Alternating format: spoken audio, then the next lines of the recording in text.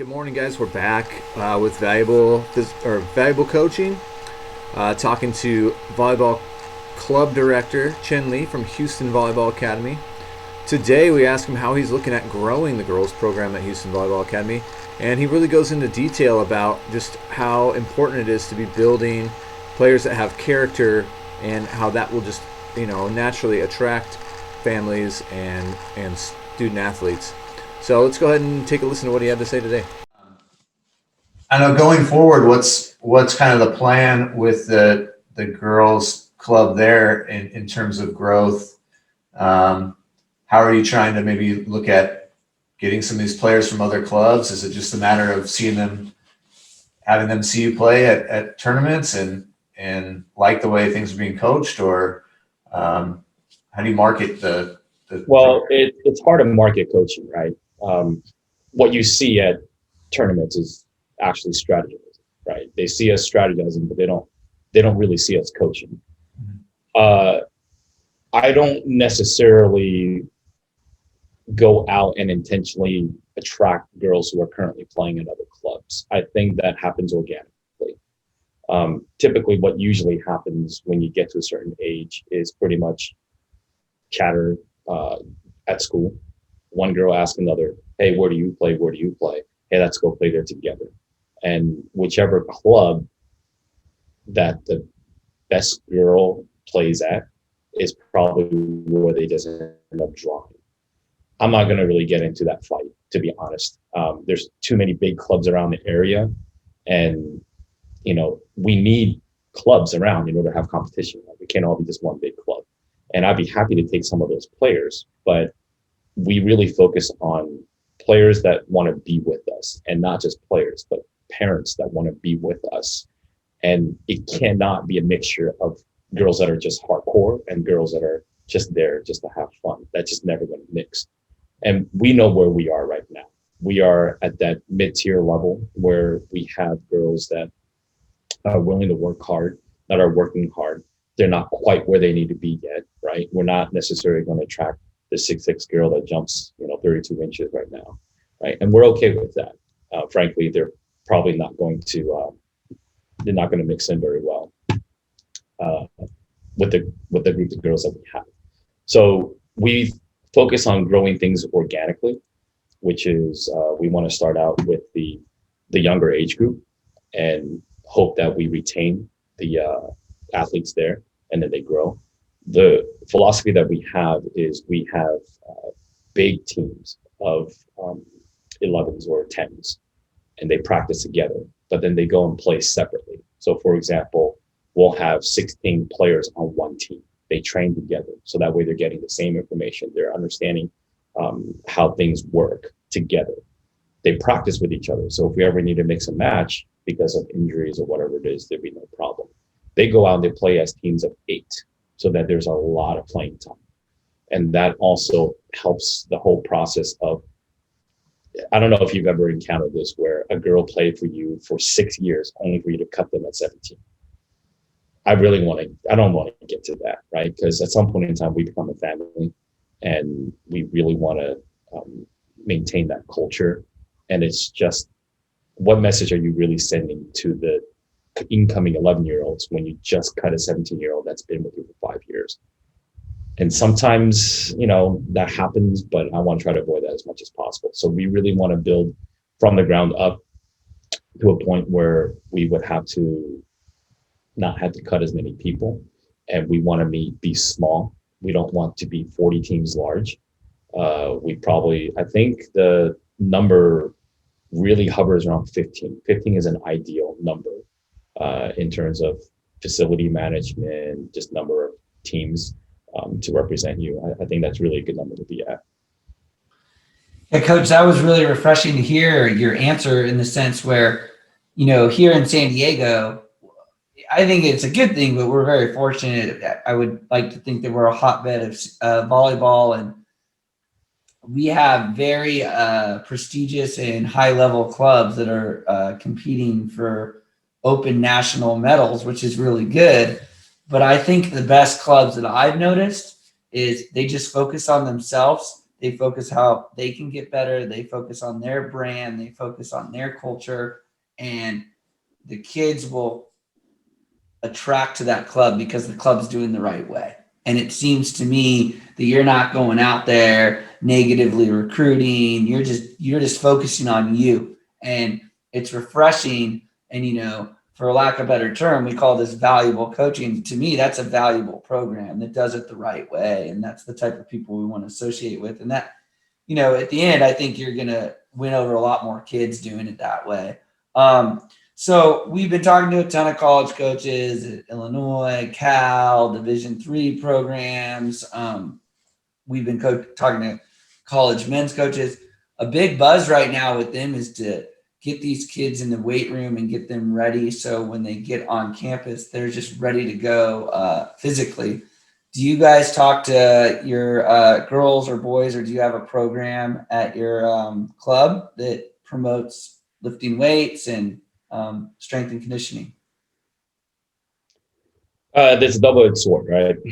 If you lift weights improperly, you can risk injuring your players. At the college level, when I was working at Rice, I did see a lot of incoming players who were already injured before they got to us. Sometimes to the point where they came for a year and then they couldn't play anymore, right? So yes, I do believe that a healthy balance of strength conditioning training, plyometrics, jump training, all that stuff is very good, but it definitely has to be done correctly. I don't think that it's somebody that you can just hire in because they lift weights and they look strong. And then you go, okay, well, you know what you're doing. So go ahead and take these girls and get them to jump higher. We have a strength and conditioning program that we have third-party consultants coming in, but I meet with them and then we talk about the specific movements that we're trying to develop and we're trying to strengthen. We talked about specific exercises that we would like to incorporate into their exercises. We want to get a healthy balance of cardio, right? And just all different types of things that are volleyball specific and not just a guy coming in who has a football background and just teaches the girls incorrectly. Now, we don't do any weights because we don't have the resources for that. But we do go out and we leverage just kind of our environment. We have an open field out in front of the gym so that they can actually do running and just kind of more not weight related type strength conditioning, but just kind of we have basically a program that we do all that stuff in.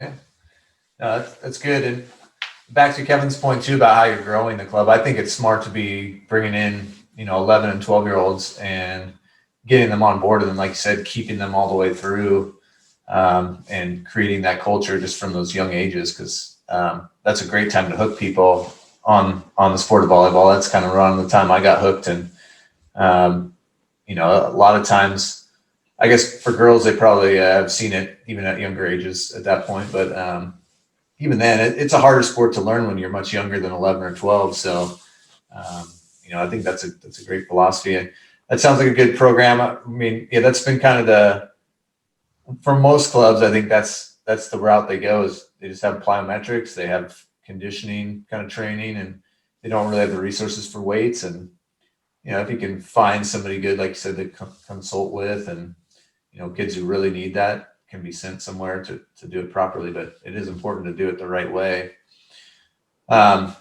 What has it been like we're in California, we're still kind of locked down in certain ways. What's it been like this past year, still trying to grow, but also deal with any of the, measures that have been put in place due to COVID?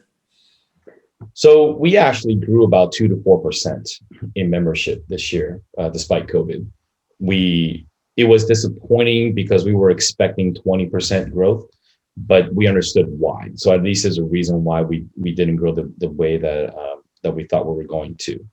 COVID definitely has impacted everything for us around here. But Texas, it's a little bit more open. Everybody feels that there's a lot more space. So psychologically, I think people are more comfortable out and about.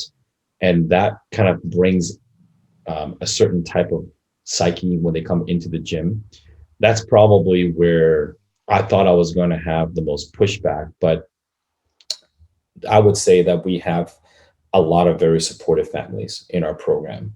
And when I was having the discussion with them before the season started about how we were going to tackle COVID and the protocols we were going to instill, they actually were the ones pushing to make sure that we have masks on at all times, even during practices. So we're one of the few clubs out there that have masks at all time during practices. When we go and we play, we're one of the few clubs that have masks on even during gameplay. And a lot of the other teams, because it's allowed, USAB allowed the girls who are playing at the time to not have masks on. We actually enforce that we are going to have masks on at all time. Practices, the protocols are simple. We have a coach that's designated as the COVID monitor, and that person is basically there to make sure that everybody's staying apart from each other, at least 6 feet, that no one's staying static, that nobody's playing with their masks, the mask doesn't come off. We have regular sanitation of the ball, so we have alcohol in the ball carts. So after every 5 to 10 minutes, there's a spray down. The girls are sanitized roughly about every 15 minutes during the water breaks. There is the thermometer checks when they come in. The exercises, when we started in November, were designed specifically to keep the girls apart. We did not have team-oriented practices until roughly about end of December, because we just were not sure how it was going to go. And thus far, if I had any wood right now, I would knock and say that we have been COVID free. Now, there were incidents that were brought into the gym. What I mean by COVID free is we didn't spread it. If anything came in, it stopped. And I would say that's because everybody's effort in making sure that we observe the COVID protocols and stay true to it. Yeah, I admire how thorough you're being. I think that that's modeling great behavior for your students. I think it's good for your community, and it's better to err on the side of caution and be safe. And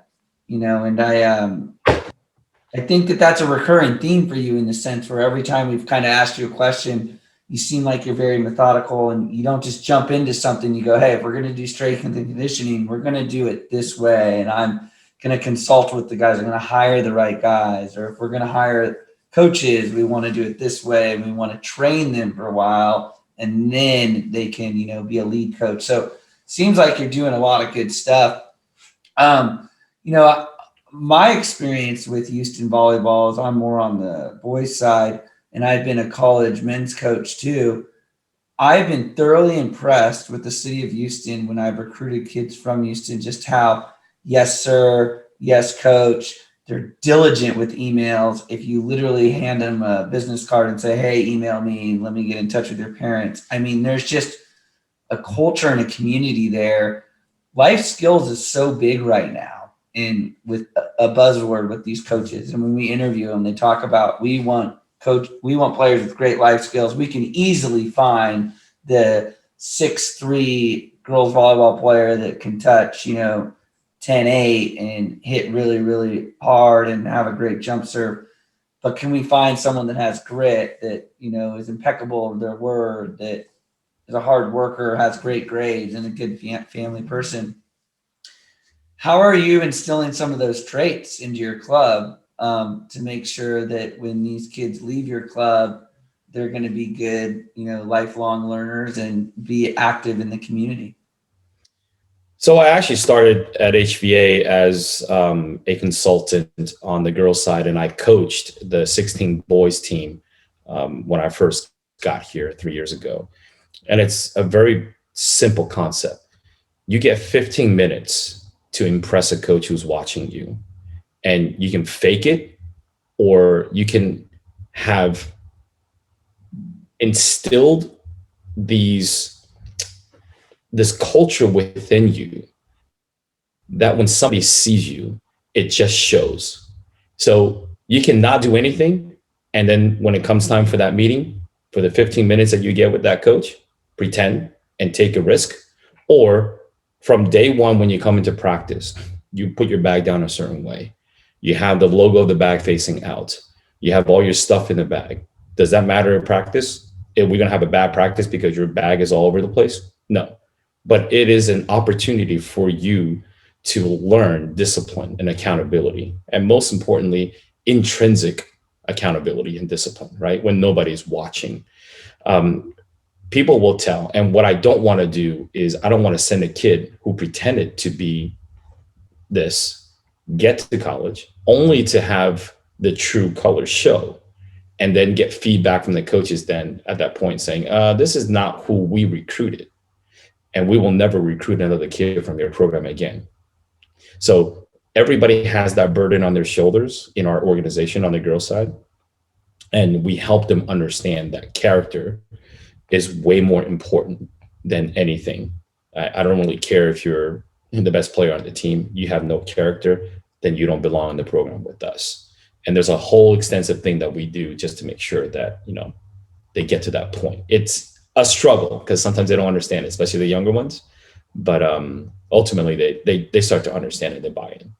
Well, like I said, again, a big thank you for this interview. I mean, as you can see, Coach Lee there is really driving home the fact that you have to kind of hammer in these characteristics into your players so that they're equipped to leave your club a better person, not just a better player. And you know, I admire the fact that he wants to just kind of grow this naturally, you know, and also understands the constraints of the size of the club.